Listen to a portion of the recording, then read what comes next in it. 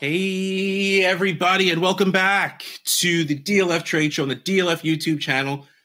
Trade Deadline Edition. I mean, this comes out Thursday during the day, so if you have one of those leagues where the trade deadline is the kickoff of playoffs, which means you still got some time, so maybe we can help you out here because we are talking 2024 draft picks. And if you are the kind of person with patience and foresight and not me, you might be a competing team and you still have your picks, in which case you find yourself in a fantastic situation, especially with the straight up massacring that is going on in the NFL right now.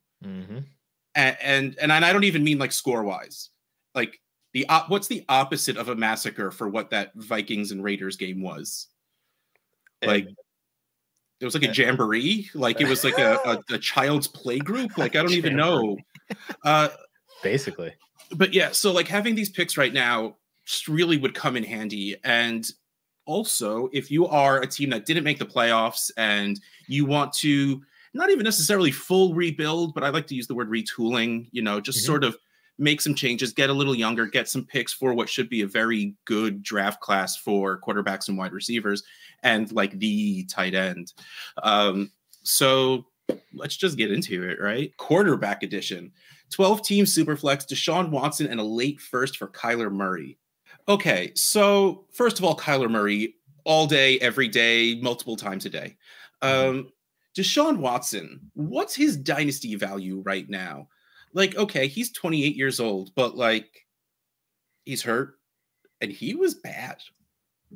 Like, I think the dream of him being old Deshaun Watson is more than gone. It's like unimaginable at this point. So like someone offered him to me in a trade, and besides my personal feelings about the guy in general, I was literally just like, I have him valued so little, it won't even be worth it for me to try. So no. Like, but like even taking my personal bias out of it, we're talking maybe a QB 12 to 15 at best in, you know, how I feel about quarterbacks. And a late first to get to Kyler Murray, who's a top 5-6 quarterback when he's healthy and playing. Like I don't care the position of my team. Like this, it's a late first. So this is someone who probably made the playoffs. Maybe they just lost Herbert or something. So they need to fill, because clearly you didn't just lose Deshaun Watson. He's been gone for a couple of weeks at this point. But you need to fill a QB slot. This is beautiful. I love this trade. And I hate it the other way around. Yeah, I completely agree with everything with that analysis. I mean, Deshaun Watson in a first to go get Kyler Murray is fantastic because you remove that. Still, that I still think that there is that what if Deshaun Watson can get back to form, because at the beginning of the year, like before he got hurt the first time, he had 2 top 10 weeks in the first 3 games. So like he still was producing for fantasy. I think a lot of that was kind of more based on volume, that like he just kind of got there because he threw it like 35, 40 times a game. So he did do that. And then the first game, basically that he was back and played the whole entire game, he also had a top 10 week and then was QB 15 the week after, right before then getting hurt again. So out of essentially 5 full games played, he was a top 15 quarterback in 4 of them and top 10 in 3 of them. So there is still that upside there. I place him as a top 15 quarterback in Dynasty with like the Brock Purdy's, Dak Prescott's, and, you know, I think Trevor Lawrence has fallen into that kind of range, but has now kind of risen back up based on what he's done over the past couple of weeks. So he's behind all those guys, but he's still up in that kind of range. But I would absolutely love to send away. I think if I remember correctly, this was a first or second place team, first round pick. So it could potentially be the 111, 112. And adding that pick, even in a super flex league, it's probably still going to be an okay-ish player, but you can just go and get Kyler Murray that I have you could just many better hopes for. And I agree. I don't really understand it from the other side, outside of just, you just saw that you're getting a first round pick and another starting quarterback next year. And I guess that was enough for you, but I don't think it's enough for me. Next trade, a 24 late first and a 24 late second for Sam Howell. This feels on par for what you need to send for Howell. Late first, 219. Late second, 98 for a total of 317.5. And then Sam Howell is 244.3. Sam Howell, through a terrible stretch the past few games, is now only the QB9 in points per game. Dang. Like, okay, so I have the smallest tinge of worry for Sam Howell. They're doing not great right now. And as always, every single year for the past 4 or 5 years, we've had the rumors of Eric Bieniemy getting a head coaching job somewhere, which somebody give that man a job. He deserves a shot. But I've seen a couple of other teams linked to having interest to him. And if it's not the Commanders that he becomes the coach of, I'm worried about the longevity of Howell's shot. Like, they are, of course, I close Tankathon, you know, as I go to bring it up. Finally, I got annoyed by the 15,000 tabs I had open. I mean, Washington has the 4th pick right now. Mm-hmm. Like, that is prime quarterback like spot, especially with Arizona at 3. You know, the first overall, whether it's Chicago or traded away, Caleb Williams. New England is probably going to take Drake May at 2 at this point.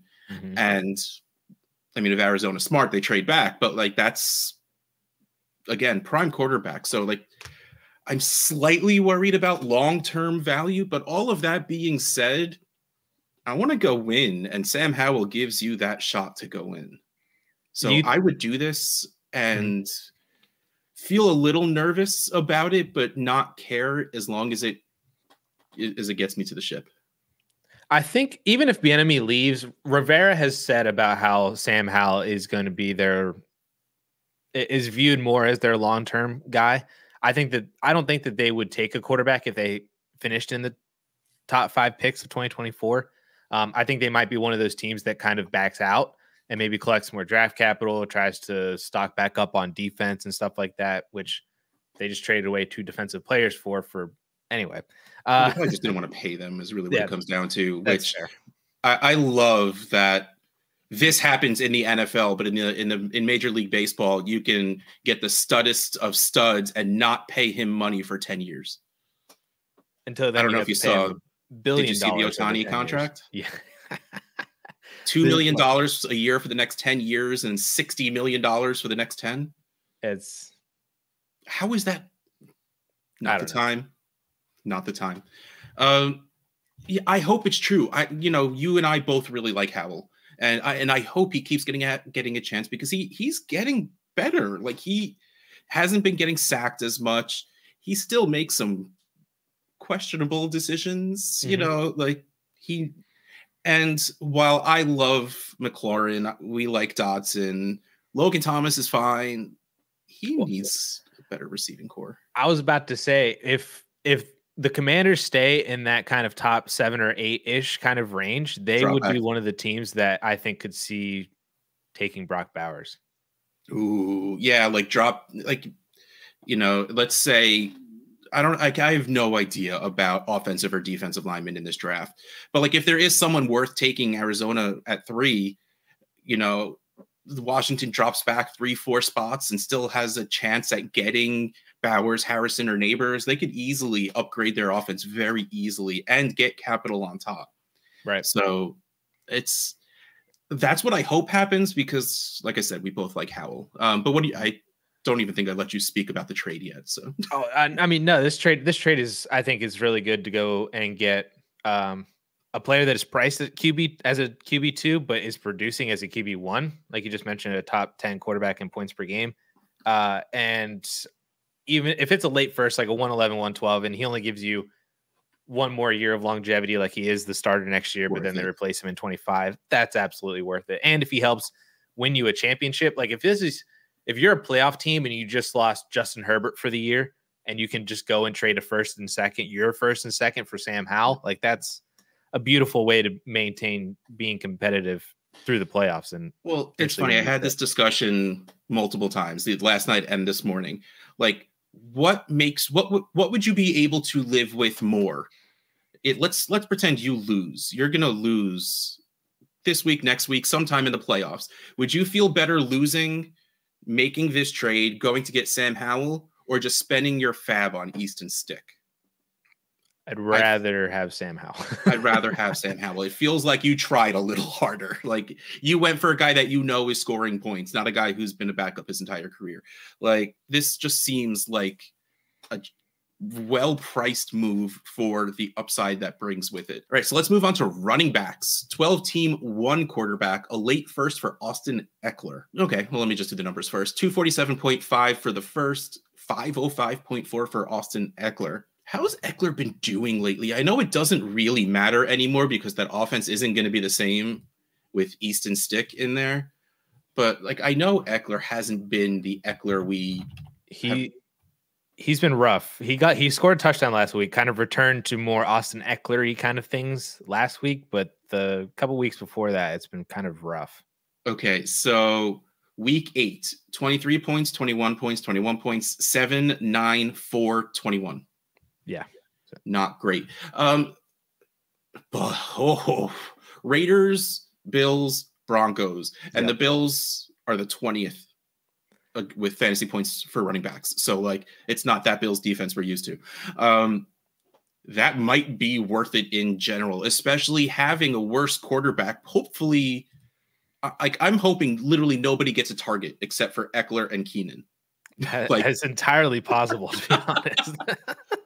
Low ADOT, high volume, let's go, baby. Like, I'm fine with this. Like, I think the analyzer is still a little high on Eckler, given the fact that he's 28, free agent. Like, a lot of fantasy value is baked into this. Like, there's, like, the second the non-point scoring season hits, like, that number is going to get cut in half. Right. So, like, I don't think the late first value for Eckler is egregious at all. I think it's absolutely fine. And again, it's a move I'm completely fine doing it if I'm competing. And the other way around, getting a first for Eckler is absolutely a win, regardless of what first it is. Because again, he's a 28-year-old running back. So getting a first is just the best case scenario. 100%. Love to get a first for Austin Eckler. And I'm not the type of person that would be like, oh, I really need a running back, so let me go spend my first round pick to go get a running back, especially for a running back that's 28, about to be a free agent. We don't really know the situation long term. He's currently in a down year of the past couple of years that he's had as well too, so the cliff could be on the way. I want my first round pick to have a little bit more long term juice than a 3-week rental, essentially. That said, if it is late, it's your first round pick. It's a playoff first.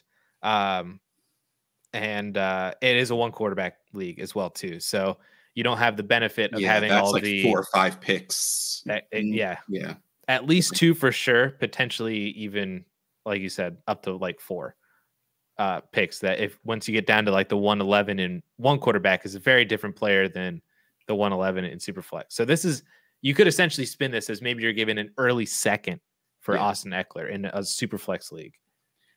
In which case, then that would make a lot more sense, and I'd be more on board with it. But I like just seeing the number 1, and I'm totally fine getting that for Austin Eckler. But the next trade, 12-team Superflex, a late first and a second for Kyren Williams. Now, we've only really seen Kyren Williams trades be for like multiple seconds or like a player and a second. It's great to see an actual first and second trade for him because he's shown that's what he's worth at this point. He is a workhorse for a good offense and a good system. And a 24 late first, 219, a 24 second, 111 for a total of 331. Kyren Williams is only in the analyzer at 143, so caution. Team A is giving up the highest value asset and the most pieces in the deal. That is low. That's so disrespectful for Kyren. I'm going in right now and seeing what this ADP is that's dragging him all the way down. This has got to be. He is running back. Where is he? 27? For what ADP? Superflex, which is what this is grading off of. Right, but what month? Sorry, that was November. The question best. November? Yeah. Do we have December up? No, but I just finished. Yeah, December's not up. So he was RB27 in Superflex November ADP. Okay, but let me, of course, the smallest of smallest sample sizes, 1 draft. Let me try and find Kyren. At the 401, he was drafted. Super flex? 1 QB. Okay. But that still seems more reasonable because if you add a couple of rounds of 1, 2, 3, 4, 5, 6, 7, 8, RB9. Oh my goodness. McCaffrey, Bijan, Gibbs, Brees, ETN, Achan, JT, Eckler, and then Kyren Williams, Saquon Barkley, Kenneth Walker, Josh Jacobs. That sounds right. I would probably put him a little bit like I put him up in like the RB 15, 16 territory from this. I'm ADP very curious who you would put above him because like I'm not putting Saquon I would put above him. Honestly, I'd probably put him above Eckler just for all the reasons we've said before. But at this point, I'm putting Kyren above Kenneth Walker, Josh Jacobs. Might be even with Javonte Williams, but probably ahead of him just because he's doing what we want Javonte Williams to be doing. Ahead of Tony Pollard, ahead of Ramondre Stevenson, ahead of DeAndre Swift, ahead of Najee. Like, there's no one below here that I'm really putting above him. Interesting. So I still have him above. I have him still behind Swift and Jacobs. If Swift got the usage we want him to, like, I don't know what it is, but he's just stuck in mediocre land when we know he's capable of more than that in that offense. So I don't know what's happening, but like that's why like Swift, it's close enough. But again, Kyren is scoring more points, so I might as well stick with him. Yeah, Kyren is fantastic. There's more long. I feel less. I'm more confident in Swift and Jacobs' long-term value. Like, because Kyren could be replaced in 4 months. Yeah, with the Rams, which is so dumb. But if you told me right now that Kyren Williams, we've had this conversation on this show before. If you told me right now that Kyren Williams plays out his rookie deal as the workhorse running back for the Rams, which would mean 2 more years worth of first and second, so easily. He would be a top 10 running back in Dynasty so easily, dude. Yeah. All right. Well, let's talk about wide receivers. And I'm so glad you brought this wide receiver up because I have feelings. 12-team 1 quarterback, a 24 early first and a 25 second for Amon-Ra St. Brown. An early first is 575.6, a 25 second, I wish that was 24, is 90.1 for a total of 666. Amon-Ra St. Brown by himself, 874.8. I agree that this, if you're telling me this is here's the problem. It's the 102. I'm already going to tell you this right now. It's the 1.02. Marvin Harrison Jr. is coming in as the elitist of elite prospects at wide receiver.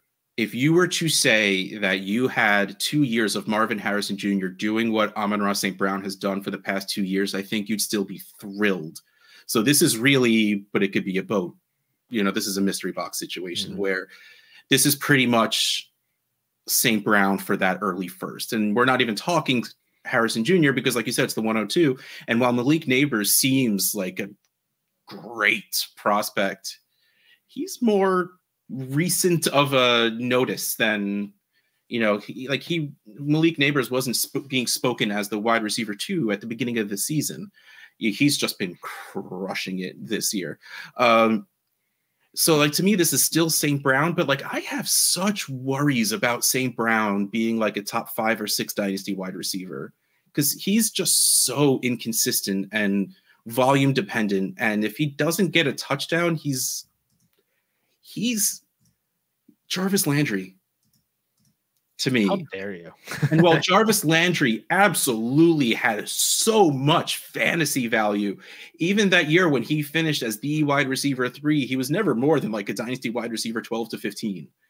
And I think we just threw ARSB up there because he was drafted in the 2nd, 3rd rounds of rookie drafts. I think seconds. I think 3rd might have been pushing it too far. But like, he just like, we weren't ready for him to be this good, this fast. And he did really, really, really well. Again, I'm taking St. Brown over these picks. And I would be thrilled to get St. Brown for these picks because, again, there is a chance these players don't work out. It's a very distinct possibility. I have drafted many early rookie draft wide receivers that have literally never had a worthwhile fantasy start in their career. I think there's a conversation to be had between St. Brown and Marvin Harrison Jr. I have no real issues about Amon-Ra's production or dynasty value. So the last 2 games, he has not been good. He has 5 receptions total over the last 2 weeks combined, which is fewer than any game that he's had this year ever, like at all this year. That 5 receptions is the least amount he's ever had in a single game this season. He's had 5 in the last 2 weeks combined.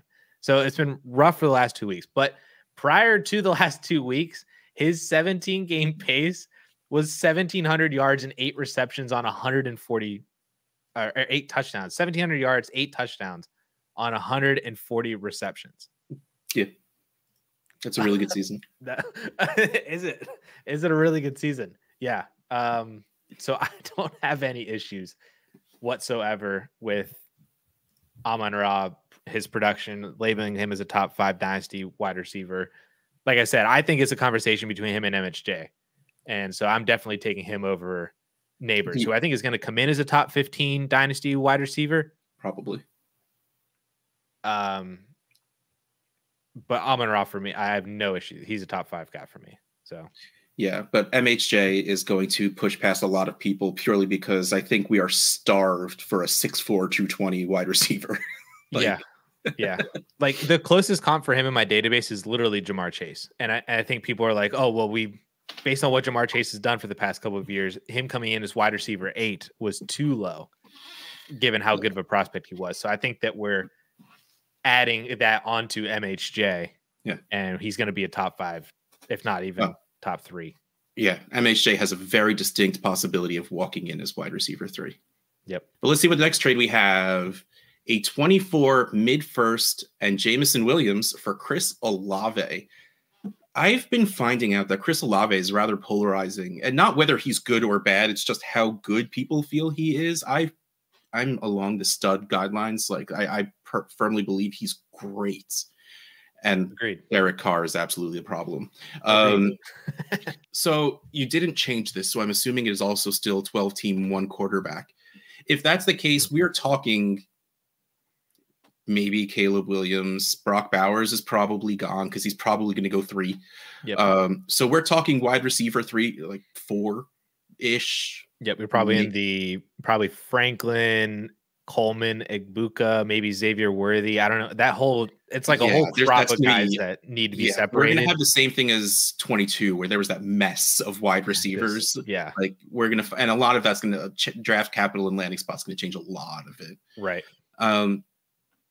That being said, I don't have enough faith in Jameson Williams to move Chris Olave for the wide receiver 4 or 5, running back 1, a QB in a 1 QB league. Like to me, this is pretty easily Olave. I don't see why you'd send Olave for this. Because I've labeled it as a first. It is still a playoff first. I think he got in he's a wild card team. Might get booted this week. Maybe he survives, and then that pushes the first more to being late. So there is that aspect of it too. That this is at worst, it's the 107. Mm-hmm. I'm going through the values, and Rashee Rice is the first player that so I started at Jameson Williams. It hit Jaden Reed, and I stopped to think about it. But I don't think that's enough still. But it's Chris Olave. Like you hit Rashee Rice, and I'm on Superflex, so the values are different looking. But hold on, let me change this because it's very pertinent to have the right numbers. And let's go find Rashee Rice is 248. So like that's a sizable difference. That's 80 points. Like and that's when I start to feel comfortable about it. That's not something I'm saying I would even really accept. Right. Hold on, let me go Rashee Rice. For me, I'm up in the back end wide receiver 2 territory. Like I am in the Zay Flowers range. I think I would put Nico down in that range now. I don't know if he's, depending on what's going on with the injury, he may or may not be back for the rest of the year. Yeah, like I'm up to the point where I'm already at Nico Collins, Tank Dell, like Tank Dell, Zay Flowers. That's where I would need to be to start considering this. Yep. That's where I'm at.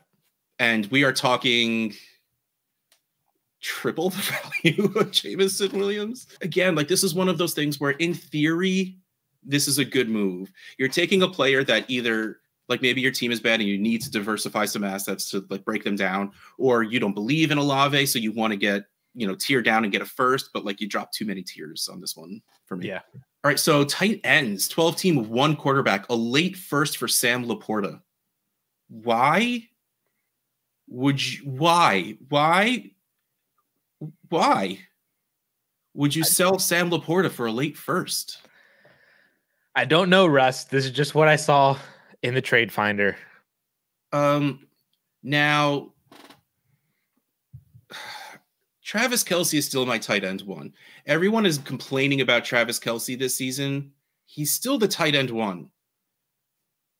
It's only by 2 points per game and not by 12. But he's still the tight end one. And Laporta is... So he's still my tight end one. Laporta is probably, if I was forced to rank, probably like 4 or 5. Like, I would still rather have Andrews. I would still rather have Hawkinson. And then Laporta is probably that next player, because I'll put him over Kittle just with age and consistency. But a late first, why? Even if there's no premium, even if like it's still a onesie position, it's still something that gives you a positional advantage to have a guy you can put in there and will score well every single week. Most of the weeks, everyone's allowed to have a bad week. But again, like 1 QB, what you're getting at the end of the first will still probably be okay, but it's not going to be like Sam Laporta probably won at the end of first at drafts last year, because he was like an early mid-second in Superflex draft. Yeah, in a 1 quarterback league. Yeah, he probably was. So like you didn't really gain anything. I don't know, man.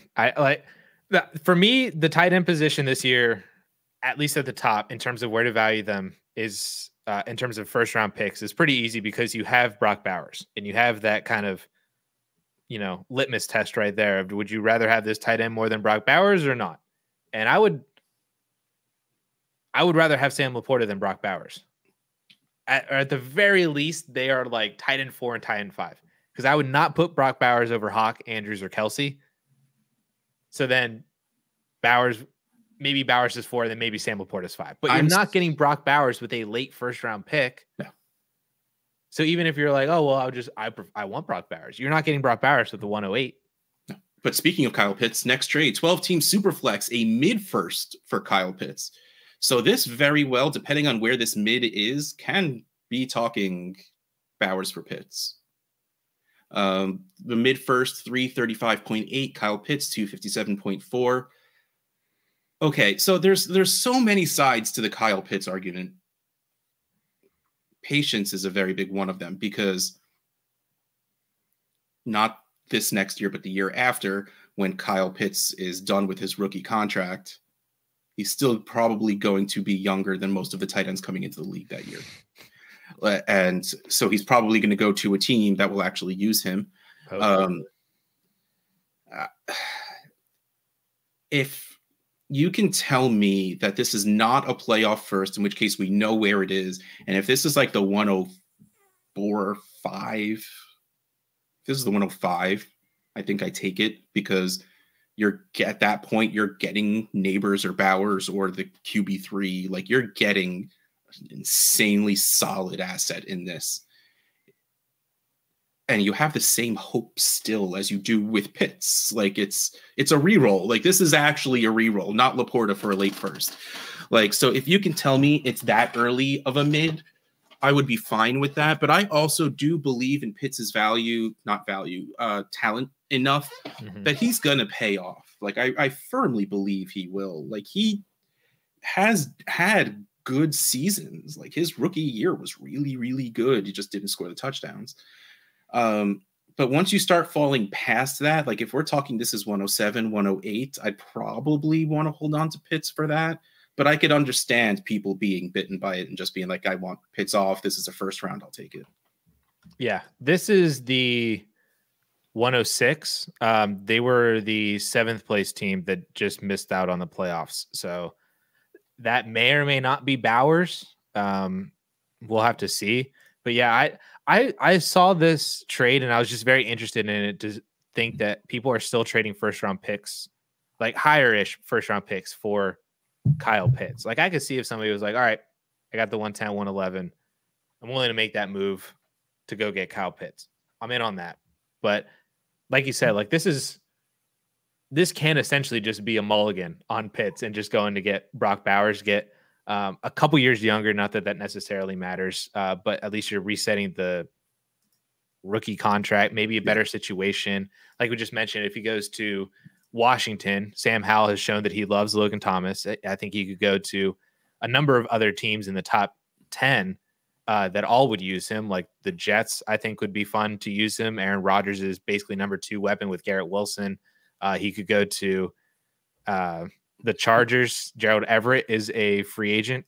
He can go to LA. Like there's multiple different spots where he can go and be a top 10 fantasy tight end immediately, which is not exactly where Kyle Pitts is, but I think he's more top 10 than he's not. Well, that's all we have for the first round picks trade, sort of. We have a Watcher League trade that involves a 25 first. So 12 team Superflex tight end premium, Dak Prescott, Dallas Goedert, and a 25 second for Hawkinson, a 25 first, and Aaron Rodgers. Dak Prescott 430, Dallas Goedert 243. The second is 81 for a total of 754. Hawkinson 510. Wow, Hawkinson over Prescott. 25 first is 253, and Rodgers 48 for a total of 811. So the value total is on the Hawkinson and first side. Man, I'm having trouble with this. Because part of me just says, like, give me the better quarterback. And Dak is just doing so well. But in a 0.75 premium, Hawkinson is also a great asset to have right now. Mm-hmm. Mm-hmm. What do you feel about this?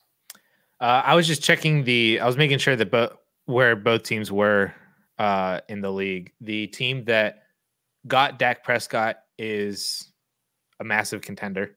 And the team that got Rodgers and Hawk is a massive rebuilder. So it makes perfect sense from that angle. Yeah. So to me, that makes it a perfect trade. Like, I don't think I necessarily would say that there is one side better than the other because of the flipping of assets to make sense for a rebuilder and make sense for a contender. And you might say, well, why would a rebuilder take on Aaron Rodgers? Well, he's on IR, so he's not scoring points, and his value is going to rise next year because he's playing again, and then he can do whatever he wants with Aaron Rodgers next year. You get Hawkinson, an upgrade over Goddard. You get the first-round pick in 2025. That's excellent. But as a contender, to just be able to say, you know what, I'm pushing my chips in. Give me Dak Prescott, who's on a tear right now. Dallas Goedert, taking the hit for Dallas Goedert is from Hawk to Goddard, I should say, hurts, but hurts. I was there for it. But you know, in order to get the QB that's going to score a bunch, you know, then I feel like that's kind of worth it. But and Goddard, you know, just came back from injury, hoping that he gets more and more involved as time goes on. So like he only put up like 10 points this past week, but I think better days are ahead. So only 10 points. Better than most tight ends. Better than most tight ends, but still not what you want out of Goddard. Yeah, I think I'm like falling with you. Like I'm trying to make this make sense and I can't really. So I'm just going to say you're right. Like value does seem fair enough in the long run, and give me Dak and a decent tight end in a competing team. Give me a first and a great core player, a 26-year-old stud tight end to build around in a tight end premium league. And like Addison said before, just because you're rebuilding doesn't mean you can't take on older assets, because like he said, Aaron Rodgers is going to gain value. He's going to be more tradable when next season rolls around. So getting him now for almost nothing at this point and being able to get a second for him when the time comes is absolutely a great move. So like, don't be afraid to take on these older assets, especially if we're past the point of ruining your draft status. Like bad draft teams, their orders picked. So picking up Rodgers right now, even someone who's scoring points, doesn't matter. So yeah. I think this is a good trade. This is a good trade. Good trade, everybody. Whew. On that note, this has been the DLF Trade Show on the DLF YouTube channel. Russ Fisher, Dynasty Outhouse, Addison Hayes, Adam Hayes _. We'll catch you next time.